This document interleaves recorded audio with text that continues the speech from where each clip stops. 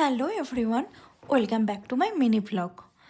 আমি অ্যামাজন থেকে নিজের জন্য অর্ডার দিয়েছিলাম একটা ওয়ার্ক স্পেস। খুব দরকার ছিল এটা। তাই এখন আমি আছি মহারাষ্ট্রের পুনেতে।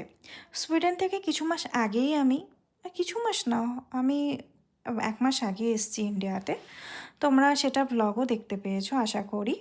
তো এখানে দেখো, যেহেতু অ্যামাজন থেকে এই ওয়ার্ক স্পেসটা part by part panel wise এসছে, তো সেটা আমরা নিজেরাই নিজেদের ঘরের মধ্যে তৈরি করার চেষ্টা করছি। সমস্ত কিছু পার্ট স্ট্রাকচার অনুযায়ী কমপ্লিট করার চেষ্টা করছি। এখানে অনেকগুলো স্টেপ দেওয়া ছিল, সেই স্টেপগুলো ফলো করলেই কিন্তু এই ওয়ার্ক স্পেসটা তৈরি হয়ে যাবে।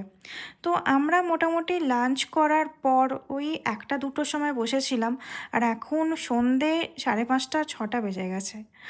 আসলে আমরা এর আগেও অ্যামাজন থেকে নিয়েছিলাম, নিজেরাই বানিয়েছিলাম। হ্যাঁ, আমাদের একজন কুক আমরা হায়ার করেছি, একজন মেল কুক। তাই আজকে ছেঁড়া পরোটা তার সাথে ছোট আলুর দম বানিয়ে দিয়ে গেছেন দাদা। ভীষণ ভালো হয়েছিল। তারপর আমিও স্নান করে ফ্রেশ হয়ে লেগে পড়েছি আবার কাজে।